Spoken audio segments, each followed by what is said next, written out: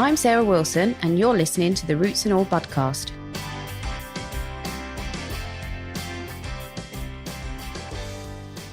Hello, and welcome to this week's Budcast. In this episode, I'm speaking to James Mellors. James works as a gardener at a private estate in East Sussex, employing organic growing methods. James has a really fascinating background in anthropology, forest gardening and horticulture that's taken him around the world via the Amazon, Nepal, Scotland and Switzerland. If you'd like to find out more about James, you can find a longer bio in the show notes. In this episode, we talk about vegetable gardening, including organic and no-kill methods of pest control, companion planting and unusual veg varieties, and we also touch on beekeeping. You may notice we refer to next year's growing season because we actually recorded this last year, but what we talk about is perfectly appropriate to this time of the year in your veg garden. I hope you enjoy it. I am almost bored by this question, to be honest with you, but how do people cope with slugs and snails if they want to garden organically? Yeah, they can be a pain. Organically, there are quite a few methods. Part of the methods are to try and introduce wildlife into the garden. Although there's a big decrease in hedgehogs in the UK, which is sad. Hedgehogs are fantastic at night to get rid of so-called pests like slugs. Birds are also good if you try and attract birds into the garden. There has been an RHS study done in the last few weeks on organic methods for slug control, including eggshells, copper strips, wool pellets, and they said that there's no data to prove that they work. However, I think working in a garden, you can actually see a result in using those. We use a combination of eggshells, which are good just to sprinkle around prone plants. You can't do the whole garden with it. Any kind of metal is sometimes good, like copper strips around the bottom of plant pots. You don't need to put them around the plants. You can just put them around the plant pots so that they won't go up. They won't like the metal. It will just deter them completely. Wool pellets we've not really used at all. We do have them, but we haven't really used them, but I've heard that they are successful. Nematodes are one of the organic methods, although they don't leave the slug in very, very nice shape. Mm-hmm. What else? You can use organic slug pellets, which we don't use, which is an iron-based slug pellet. Again, they don't like metal, so ferrous phosphate, which you sprinkle on, they'll kill the slug, and any other wildlife that will eat those slugs then won't be harmed. I know a lot of agricultural places use those.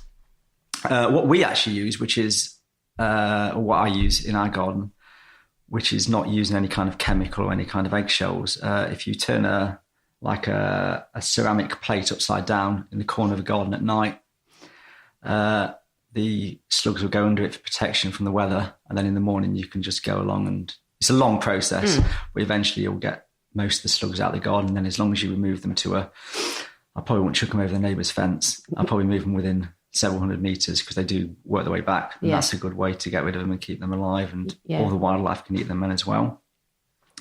So that's the main one we use, actually, in the corner, especially on raised beds. Raised beds, the slugs find it a bit more difficult to go up the side of them, particularly if it's wood, because of the texture. And if you put the plates around the corner or 4 in the morning, you'll have quite a few slugs there to remove and relocate to a nicer place. Yeah, I do use that method, actually. Yeah, it does work as well. Just for protection, and then you can sort of notice the slug populations dropping over time when you use that method, and you find that you get less of them under the plate, and also they're smaller, so you're kind of breaking almost that breeding cycle too. It's a really good way. And part of the breeding cycle is if you would dig a bed over, although we use no dig, if you have air pockets, there's more likely to be slug eggs in there. So if you can try and make sure that there's no air pockets, a bit more compressed, then you should reduce the slugs in there anyway. Okay. So when I was asking you what you're into and what methods you're practicing, you mentioned companion planting, and that's something that I'm absolutely fascinated by. But can you explain what it is? Yeah, companion planting. It's utilising one or more plants to in a relationship, a symbiotic relationship with the other plants. So basically it's benefiting both plants by using their chemical characteristics or even physical characteristics. Some plants like each other more than others. Some plants don't like each other at all. Mm-hmm. It's for pest control. It's for nutrient intake. And it's even for shading plants as well. If you have a larger plant over a smaller one, like a salad, then it won't burn the leaves. So it's just basically complementing each plant accordingly, I suppose, and having more of it also helps to have less of a monocrop. You have multiple crops in a bed which can benefit each other, even on a rotational system. Yeah.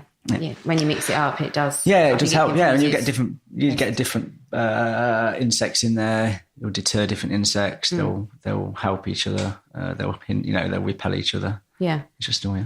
Yeah. And what are your sort of, in your experience, what are the ones that work best? I think the one when I was told as a child by my grandfather was chives and carrots. Carrot fly can be a pain, and if you plant chives, which I assume is because of the allium aspect to it, around a bed of carrots, then the smell of the chives will keep the carrot fly away.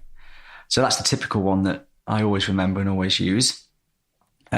Also with carrot fly, if you have the ground above if you plant them above 2 foot off the floor, then you won't get carrot fly anyway. What else do we use? Orac, red orac in particular. That's usually an outside plant. It attracts aphids. So if there are aphids in the area, they'll more likely go to the orac than they would do the actual plant that you want to cultivate or harvest.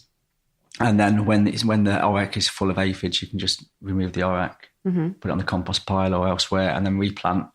And it's more of a attractant to aphids, so it keeps away from your other plants as well. That's a really good one. In the greenhouse, I wouldn't use that in the greenhouse though, because you can attract loads of aphids into the greenhouse. Like that. One that we do use in the greenhouse is marigolds, which are a good pollinator. They attract hoverflies and bees, which help pollinate your inside plants, but also the smell repels aphids. So that gives you a bit more protection against aphids and just get some pollinators in there. So we're talking tagetes there. Yeah, tagetes. Calendula is a bit of a different one. They have, I think they have a sticky residue on their upper stem, so that can attract certain insects, particularly aphids, and they stick to them then. So we use that for extreme cases, inside and outside, and then the nectar will attract the aphids and other insects that you might not want, and then it will stick to the actual stem or the upper stem, and then you can just remove it or leave it accordingly. What else have we got? Cucumber. People say this is an old Native American one, I think. Cucumber and nasturtium, I think it is. In fact, backtrack on that. It's corn and beans, which is the Native American, which corn is a wind-pollinated variety, a wind-pollinated plant. It's also pretty rigid. So to remove the monocrop, if you plant a climbing bean near it, the bean will climb up the stem of the corn, and it will still pollinate. And then you've got a natural support then. And by the time the corn's out of the ground, the beans will be harvested as well. Mm-hmm. So you don't need to use canes or any kind of implements like that. Cucumber and nasturtium I just mentioned, but that's an inside one. People think that nasturtium is a really strong peppery smelling plant and it can repel some insects. So a lot of people will plant nasturtium next to cucumber. The nasturtium will climb up, protect the cucumber, and the shade will help as well. Although I've always found that our nasturtiums, wherever I am, they'll accumulate black fly on the top of the nasturtium. It doesn't go onto the cucumbers, but I'd always be wary of that one just in case they do start attracting black fly into a greenhouse. Then it's always covered in it. Aren't they? Yeah. People sometimes ask about asparagus beetle. In fact, and what we do, you plant a tomato, particularly an outside tomato within asparagus. The scent of the tomato is pretty strong, and if you side shoot the tomato as well, then and leave the leaves on the ground, it will repel asparagus because they don't like the smell at all. It's very strong, and it will keep the asparagus beetle down if you do have it. I think they're the main ones actually that Cool. we use. Yeah, Okay. There's going to be several others, but the main ones we use. So. Well, that's really good to know what ones work for you. Yeah. What I'm kind of interested in finding out on this podcast is about whether there's scientific evidence to back things up. Now, I don't believe we always need that, but have you ever come across any studies that have actually measured the effects of this, or is it just that people are basing it on their experience in their own gardens? I've never really seen much research done on it or conducted on the actual companion planting. But I think working in several gardens throughout different parts of the UK and other places, and to change a garden from a not using companion planting to using companion planting, although you've got different weather patterns and different nutrient patterns, we found a difference in our cropping and how healthy the plants are, which is the main emphasis of companion planting.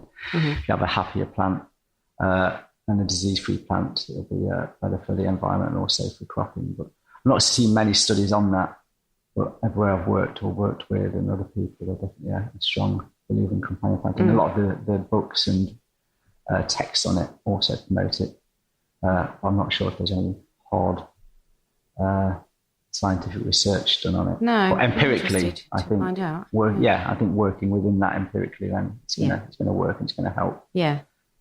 You do have to base things on your own experiences sometimes. And other people's experiences. Exactly, as well. Very good gardeners who like do it. I think talking earlier, you don't know everything. No. You shouldn't know everything, because that's part of a gardening aspect, is you're always learning. Yeah. And always finding new things. Brilliant. Okay, so you did touch upon sort of shading and, pests and diseases. Beyond that, is there any evidence, in your opinion, that it actually helps plants put on, say, extra growth? I think that within companion planting, like if you create a healthier plant with less stress and less disease, it's going to have better growth anyway. And that's going to be scientifically proven anyway, mm-hmm. companion planting or not. So by reducing the pests and the stress that the plant will be under, by giving it as much support as you naturally can, then it's going to benefit the plant in any growing condition then. So better crops. Yeah, it's going to be better crops, but also a healthier plant, and then it will help the ground in the future with the rotation as well. Yeah. You're not introducing disease pests and you're not stressing the plant out. And it means actually probably a lot less work for you trying to keep on top of pests and diseases. Yeah, it's trying to make it as easy as possible as well. And probably reduce, watering and things like that if it's or anything that's artificially propping it up. If it's already healthy and flourishing, you need to intervene less. Yeah, that's it. Yeah, and it's letting the plants do the work, do what they can do then, and then just leave them to it. As little interference as possible. Exactly. Now I'm interested because as well as things that do work well together, there are lots of texts on things that don't work well together. So have you ever, just for the sheer hell of it, tried to grey the things that don't supposedly work together? And have you seen that they don't? I think I touched on it earlier. Nasturtium and cucumber is definitely a combination that people use, but I always find that it introduces black fly. And when you introduce the black fly, it's pretty difficult to get rid of. So I think I think the nasturtium will deter certain pests with its scent and aroma, but it will introduce black fly as well. Mm-hmm. So I don't think that is is not one I use now. Mm-hmm. And the other one is shallots. Shallots don't seem to like anything. There's one and a lot of the studies or a lot of the texts will say that shallots are a fickle plant within trying to grow other things. I've always found that it can be pretty difficult to grow things in the shallots. Right. But I'm yet to determine why. They're just generally antisocial. They're usually a little lonely plant in the corner of the garden. That's really interesting. Yeah, but onions are fine. Onions and chives, which are the similar family, and it's just shallots. Yeah. How strange. Yeah, maybe that's one for some research. Yeah. Loners of the plant world. Yeah. Cool. Okay. Yeah. And some things are very difficult to grow, but sometimes they are worth the effort. What would you say are your most labour-intensive ones that you like to grow because you just think they're great anyway? Labour-intensive. I think anything with netting, so you keep pests off. If you do have a pigeon problem or have butterfly problem, then any brassicas are always they look great, and I think they're a fantastic crop, and I grow them every time. But yeah, it's to net them. It can be a pain.